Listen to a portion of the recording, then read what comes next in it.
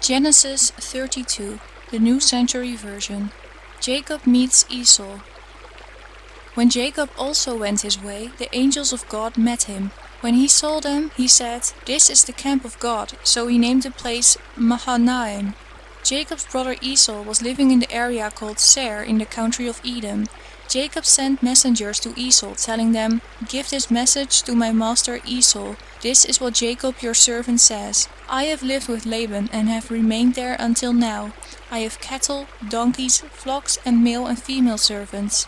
I sent this message to you and ask you to accept us." The messengers returned to Jacob and said, "We went to your brother Esau. He is coming to meet you and has 400 men with him." Then Jacob was very afraid and worried. He divided the people who were with him and all the flocks, herds, and camels into 2 camps. Jacob thought, "Esau might come and destroy one camp, but the other camp can run away and be saved." Then Jacob said, "God of my father Abraham, God of my father Isaac, Lord, you told me to return to my country and my family. You said that you would treat me well. I am not worthy of the kindness and continual goodness you have shown me. The first time I traveled across the Jordan River, I had only my walking stick, but now I own enough to have 2 camps. Please save me from my brother Esau.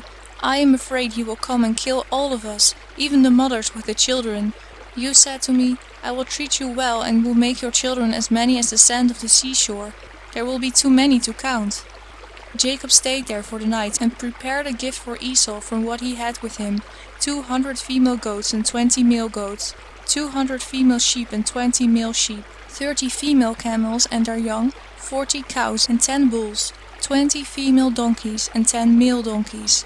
Jacob gave each separate flock of animals to one of his servants and said to them, "Go ahead of me and keep some space between each herd." Jacob gave them their orders. To the servant with the first group of animals he said, "My brother Esau will come to you and ask, 'Whose servant are you? Where are you going and whose animals are these?' Then you will answer, 'They belong to your servant Jacob. He sent them as a gift to you, my master Esau, and he also is coming behind us.'" Jacob ordered the second servant, the third servant, and all the other servants to do the same thing. He said, "Say the same thing to Esau when you meet him. Say, 'Your servant Jacob is coming behind us.'" Jacob thought, "If I send these gifts ahead of me, maybe Esau will forgive me. Then when I meet him, perhaps he will accept me." So Jacob sent the gifts to Esau, but he himself stayed that night in the camp. Jacob wrestles with God. During the night, Jacob rose and crossed the Jabbok River at the crossing, taking with him his 2 wives, his 2 slave girls, and his 11 sons. He sent his family and everything he had across the river. So Jacob was alone, and the men came and wrestled with him until the sun came up. When the man saw he could not defeat Jacob, he struck Jacob's hip and put it out of joint. Then he said to Jacob, "Let me go, the sun is coming up." But Jacob said, "I will let you go if you bless me." The man said to him, "What is your name?" And he answered, "Jacob."